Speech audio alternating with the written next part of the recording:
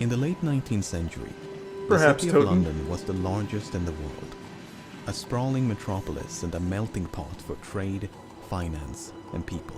One after another, destitute women of the Thanks, East Reese End Wolf. fell victim to a vicious killer known as Jack the Ripper.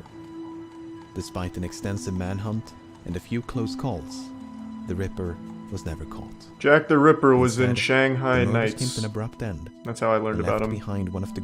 Constable Thomas Barrett was the first officer on the scene. Hey, Thomas. He was soon joined by Dr. Timothy Killeen, who conducted a brief examination. The woman had been stabbed 39 times, Whoa. primarily in the chest and abdomen. The district round here is rather rough, and cries of murder are a frequent, if not nightly, occurrence. It sounds The like a victim was real eventually shithole. identified as 39-year-old Martha Tabram. Tabram was a mother of two and had separated from her husband many years prior. Amy Her last known Schumer. address was 19 George Street, a common lodging house. Barely 2 hours later, Constable Barrett had spoken to a soldier loitering near the north entrance of George Yard. Well, this is probably the soldier had guy. told Barrett that he was, quote, waiting for his mate who had gone away with a girl. Even if a soldier had been responsible, no one could deduce a motive. The people of Whitechapel might have been accustomed to crime and violence, but the sheer brutality of this I remember attack when this was on the as news. frightening as it was confounding. What the fuck are you, a time traveler? The What? crime This is was in the one of most 1800s. brutal that have occurred for some. Only a week later, things would go from bad to worse. I remember Jack the Ripper was in the Fate anime. Wasn't who you expected it to be, I'll tell you that much. Leave it to anime to crack the case. The two of them shared a brief exchange, but Nichols was visibly drunk. Uh-oh. When they parted ways around 2:30, Holland saw Nichols staggering eastward along Whitechapel Road. Man, they really cover a Barely an lot of hour later, ground. She was found dead. While the Nichols case ground to a screeching halt, its similarities with the Martha Tabram case had not gone unnoticed. In Even both their cases, sketches the are attack similar. had been needlessly ferocious. Maybe give some psycho About and an hour some later, spec. a third-floor tenant of the same address, John Davis, plodded downstairs. How many into the fucking hall. Johns live here? Holy The shit. front door was now wide open. This is already the but fourth the one John. in the back was closed. Maybe give some psycho About and an hour some later, spec. a third-floor tenant of the same address, John Davis, plodded downstairs. How many into the fucking hall. Johns live here? Holy The shit. front door was now wide open. This is already the but fourth the one John. in the back was closed. When Davis went to open it, he found the bloodied remains of a woman lying on her back just below the steps. Inspector Joseph Chandler was the first officer on the scene. Jesus fucking After a brief Christ! inspection, he sent at once for a medic. The body was then conveyed to the mortuary, while Inspector Chandler and Dr. Phillips conducted a sweep of the backyard. But Most what of does they ace found pilot belonged to the John tenants of the Richards think of building, this? But just below the resting place of the Or woman's Prime feet, Minister they found a John small piece Washington. of cloth. Then there's the testimony of John Richardson. Richardson was the son of one of the tenants in the building. At 4:45, he made a routine checkup on the door to the basement, which had previously suffered a break-in. When he found it secure, he sat down on the backyard steps to trim a piece of leather from his boot. Even though he sat mere centimeters from the murder site, Richardson did not see a body. He was adamant on this point. Well, yeah, it would have been Not hard to failed miss. to notice the deceased if she had been there. It would have been really, really hard to muddle miss the that timeline somehow. even further, so presuming that Dr. Phillips did miscalculate and the recollections of Long and Kaddish were off by a few minutes, that would place Chapman's death at around 5:30. Is that super helpful information in this case, though? I feel like that By isn't this really going to point, help the very dim much. light of dawn would have provided the tenants of 29 Hanbury Street an unobstructed view of the murder site, some of whom had even slept with their windows open. In spite of this, the killer managed to evade detection and even made time to arrange the victim's possessions. Yeah, it's extremely lucky, I guess. The London police and detective force is probably the stupidest in the world. What the fuck do you mean? Like, I can't even be mad at the detective force here. This guy fucking murdered a woman in the backyard of like an apartment complex where people were sleeping with their windows open and none of these idiots saw anything? More like London has the dumbest tenants in the world. Like, how do you miss that? And a guy even allegedly heard the body hit the fence and then didn't bother to check. It's absolutely not the police's problem that everyone there is fucking stupid. I don't blame them at all. They've done nothing wrong so far. While the police were on the I scene, feel bad for the as police. one newspaper put it, half an hour in September the 30th, Joseph Lave stepped outside Jesus. to get some fresh air. It's all Joe When and he used the John's. side entrance Oh my leading into god. Dunstall's yard, and lingered for about 10 minutes. Are we sure his name's Jack the Ripper and not Moments after John the Laban Ripper? got back inside, Morris Eagle accessed the building via the same That's entrance. a fucking cool name. He too, when he looked down to his right, he thought he could discern something in the darkness. Deemshut stepped down from his barrow, and after lighting a match, could see a woman lying on her side against the wall. How would you not Without even immediately knowing if see he was, that? quote, drunk or dead, Deemshut rushed inside the club to check on his wife. When he found her safe and sound, he alerted the other members, and a small crowd soon gathered outside. No light? Is They it could so now it's see pitch that the black woman's there? throat had been, quote, fearfully cut. Even in pitch And that, black, I quote, feel like a you'd see stream that. of blood Like, was trickling down much more obviously. While a growing crowd of bystanders waited No for the moonlight. fortress I guess to without arrive, moonlight, there it's was no possible. sign of the Among the many lacerations to the face, Dr. Brown noted that, quote, the lobe and auricle of the right ear was cut obliquely through. Based on their expert opinions, coupled with the testimony of Watkins, the woman had died within minutes of her body being found.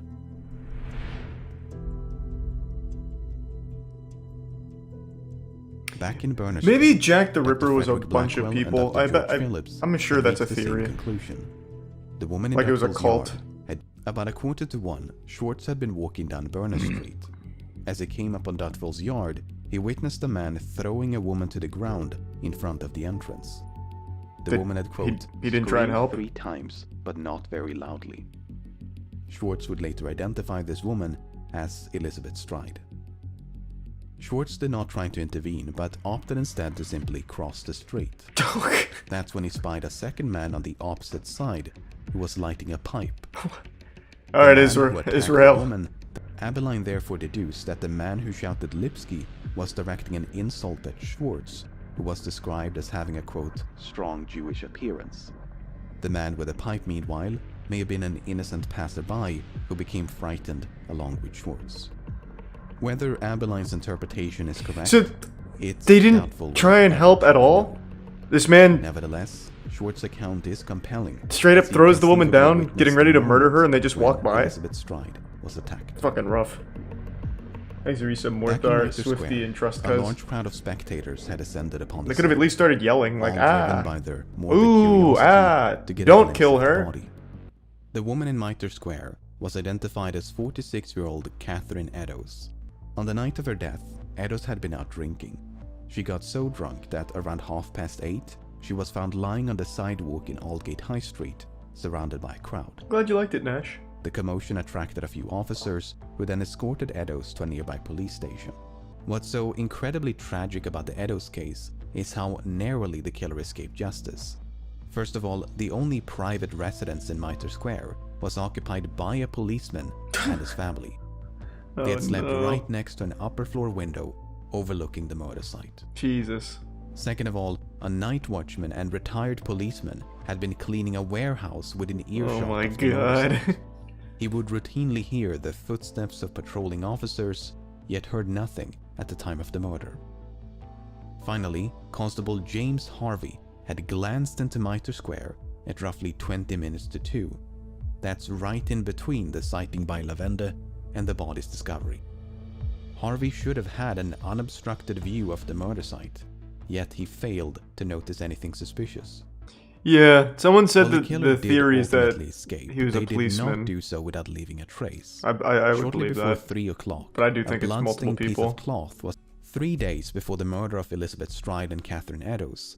The Central News Agency of London received a letter in the post, the author of which claimed responsibility for the recent murders and to be planning for the, quote, next job.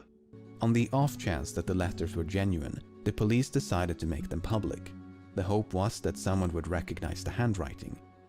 Unfortunately, That's such no a one ever did. weird idea. Instead, it merely I would served to never advertise recognize the name handwriting. with which the letters had been signed. The doctors who examined the kidney all agreed that it was human, but whether it was the same left kidney removed from the body of Eddowes could not be determined. It could, for instance, have been an elaborate hoax by a medical student or someone with access to human organs. It's crazy. Trolls The author of existed the all the way accompanying back letter then. meanwhile it is pretty certain that the master has become frightened and has suspended his horrible work for the present, if not for good. That's, I don't know about that gloating. Man's calling GG. Miller's court was soon crawling with police. but the door to room 13 was locked and had to be forced open with a pickaxe. What they found inside was truly the stuff of nightmares. Dr. George Phillips described the body as, quote, cut all to pieces. Dr. Thomas Bond described the woman's face as, quote, hacked beyond recognition. The abdomen had been, quote, emptied of its viscera, while the throat had been, quote, severed all round, down to the bone. The body had been monstrously disfigured, with loose organs dispersed all around it. The room itself was sparsely furnished and offered little in the way of clues. 2 tables, 1 or 2 chairs, and a small cabin. But what about the security cameras? Amongst the ashes of a fire, the victim was identified almost immediately. Her name was Mary Jane Kelly, and she was the tenant of 13 Miller's Court. The 2 of them were supposedly well acquainted, and Kelly had asked if he could spare a few coins. But Hutchinson was broke, and Kelly was desperate for money, so they soon parted ways. Moments later, Hutchinson observed Kelly being accosted by a well-dressed man. The 2 of them had a seemingly jovial interaction and began walking north. Chasing George. Hutchinson found it suspicious. Hutchinson remained in the vicinity until 3 o'clock, but neither Kelly nor the man reappeared. So he just sat there for an hour? Cox returned home. In stark contrast to the loud singing upon her last departure, Cox was now struck by the complete absence of sound and light from Kelly's room. According to Dr. Bond, Kelly died between 1 and 2 o'clock in the morning. Dr. Phillips placed the time of death a few hours later. But some witnesses were quite adamant that they had seen or even spoken to Kelly as late as 8 or 10 o'clock in the morning. Keep in mind that her body was discovered at 11:15. These contradictions are difficult to reconcile, and the precise time of death eludes us to this day. Well, how about the people that heard the cries of murder? Why? Can we ask them why they didn't do anything? And what about Hutchinson, who just sat there Mary Jane scoping Kelly it out? Is typically regarded as the Ripper's final victim. This misguided manhunt is somewhat emblematic of the whole investigation. The police pursued even the most tenuous of leads due to a lack of evidence. And they should have just hung out at prostitutes' places. They interviewed thousands, investigated hundreds. Just post up like an officer at the main prostitute hotspots. In the words of Inspector Frederick Abeline, theories. We were lost almost in theories. This profile was prepared by Dr. Thomas Bond, and he described the Ripper as a strong, middle-aged man with an inoffensive appearance who dressed respectably. Bond's most controversial Jesus, who was that one? Was Peter Pan? Possessed, quote, he likely had some form of employment, as the murders were committed around weekends and public holidays, and he may have had some degree of anatomical knowledge. I don't think he did. With this unshakable profile in hand, I think he's a fucking take idiot. A closer look at it. Of course, there's still much slapping. On the It's morning just of there's no new August ones the yet. 31st, Like the Charles recent TV Cross beatdown. left his home on Doveton Street and headed for work. When he turned into Bucks Row, he happened upon the body of Marianne Nichols. Moments later, he was joined by Robert Paul, and events transpired as previously described. Despite his proximity to the crime, Cross appears to have escaped suspicion from both the press and the police. He was evidently seen as the innocent passerby that he appeared to be, when he was interrupted by the approaching footsteps of Paul.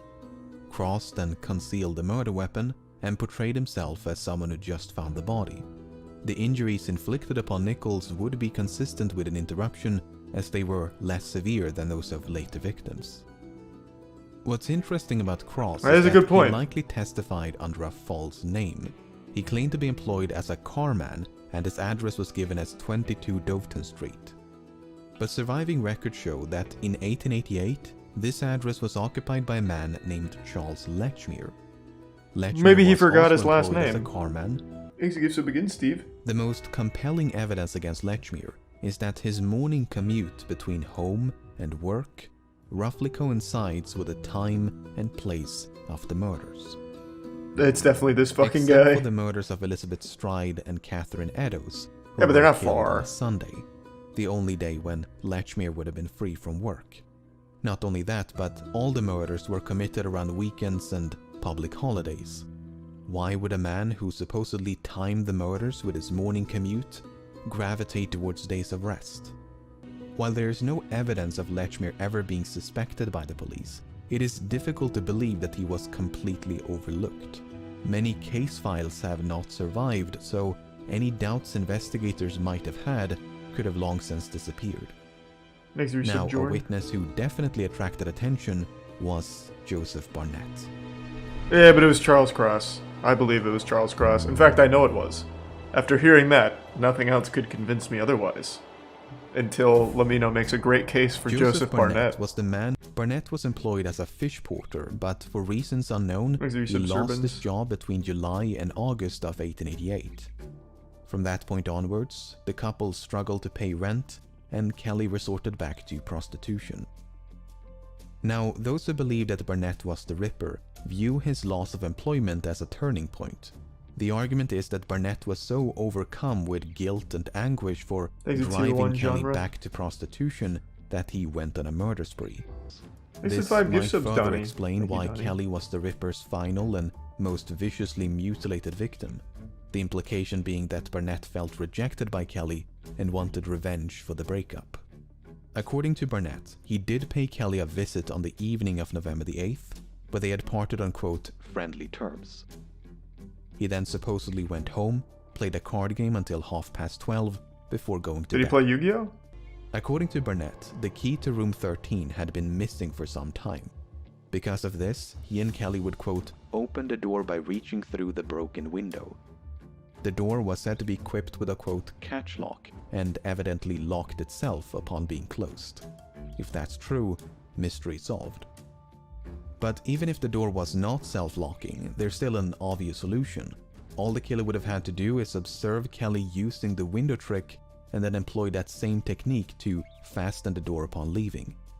But those who favor Barnett as the Ripper offer yet another solution. The key never went missing. Instead, Barnett is said to have stolen the key and then used it on the night of the murder. These solutions are all equally valid, and it's impossible to know which one is correct. Yeah, but it's with Charles Cross. There is a slight variation of this theory. While it's only natural for suspicion to fall upon witnesses and acquaintances, Victorian detectives did pursue other lines of inquiry. One prominent theory was that the Ripper suffered from insanity, and a prime suspect in that category is Aaron Kosminski. Who? We haven't heard that name yet. Have we? I don't remember Kosminski. The Whitechapel murders investigation. Surviving records show that an Aaron Kosminski was admitted to a psychiatric hospital in 1891. Aaron was indeed from Poland, he was Jewish, and had lived in Whitechapel. He suffered from auditory hallucinations and a paranoid fear of being fed by others. Only on rare occasions would he get, quote, excited and violent. However, before his confinement, Aaron had once threatened his sister with a knife. The case against him largely hinges upon the claims made by Anderson, Swanson, and McNaughton, especially the claim that an unnamed witness identified a suspect named Kosminski. There had to be a witness at some point here. That suspect These murders were committed in front of fucking apartments. With Aaron Kosminski. But in recent years, Aaron Kosminski has been resurrected as a prime suspect due to a controversial DNA analysis. Oh. Okay, so back in 1888, Acting Sergeant Amos Simpson they found his old cum sock? stolen a blood-stained shawl from the crime scene of Catherine Eddowes. This shawl was then passed down from one generation to the next. Why? Before being submitted for DNA testing in 2011. DNA samples were extracted from the shawl and then compared against maternal descendants of Eddowes and Kosminski. What? In both cases, it was a match. If the subsequent news coverage is to be believed, the mystery has now been, quote, definitively solved. Aaron Kosminski was Jack the Ripper. But as you can imagine, it's never quite that simple. That's fucking First of wild. All, the provenance or... But in recent years, Aaron Kosminski has been resurrected as a prime suspect due to a controversial DNA analysis. Oh. Okay, so back in 1888, Acting Sergeant Amos Simpson they found his old cum sock? stolen a blood-stained shawl from the crime scene of Catherine Eddowes. This shawl was then passed down from one generation to the next. Why? Before being submitted for DNA testing in 2011. DNA samples were extracted from the shawl and then compared against maternal descendants of Eddowes and Kosminski. What? In both cases, it was a match. If the subsequent news coverage is to be believed, the mystery has now been, quote, definitively solved. Aaron Kosminski was Jack the Ripper. But as you can imagine, it's never quite that simple. That's fucking First of all, wild. the provenance, So, to recap, a suspect named Kosminski was identified by an unknown witness. This was enough to convince at least one senior officer of his guilt. That suspect may have been Aaron Kosminski, a man who was largely non-violent but once threatened his sister with a knife. Aaron can neither be incriminated nor eliminated by the DNA evidence. He spent the rest of his life in psychiatric care and died in 1919 at the age of 53. I still think it's Charles 2 Cross. days I really before the do. murder of Mary Jane Kelly, All that made so much an sense American for Cross. physician named Francis Tumblety was arrested in London. He promised to cure anything from dyspepsia and scurvy to cancer and blindness using nothing but medicinal herbs. Man, He was not some chosen as a things never doctor. change. Tumblety There's was still busy people running from just the law. like this. He was either accused or convicted for crimes like theft and assault, attempt to induce a miscarriage, and manslaughter of a patient. He was even implicated in the assassination of US President Abraham Lincoln, but was ultimately cleared of suspicion. Now, upon his death in 1903, Tumblety left behind a quite impressive estate. But among his many valuable possessions were a pair of inexpensive imitation rings. Oh Could they shit. have been the same rings taken from the body of Chapman? That's pretty interesting. It's possible. It's also impossible to prove. God damn it. I still think it's Charles Chief Cross. Inspector John Littlechild. Some of the more sensational contenders include famous authors and artists, as well as high-ranking officers. I better see and James Corden members of on the here as a royal live family. suspect. But these grand conspiracies and elaborate deceptions seem hopelessly contrived against the sheer simplicity of a suspect like Charles Lechmere, an unassuming delivery man on his way to work. I really think it's Charles Personally, Cross, I yeah. remain unconvinced Lechmere. that Jack the Ripper has even been identified as a suspect. With a suspect pool in the hundreds, that might seem improbable, but London was the largest city in the world, home to the largest port in the world. It was a city of millions, with a large population of poorly documented drifters. It's not difficult to imagine one lowly sailor, butcher, medic, soldier, barber, merchant, porter, clerk, blending into the slums of Whitechapel like a grain of sand. God, that was good. But we all know it was Charles Lechmere. I think we can all know. The intellectuals will know.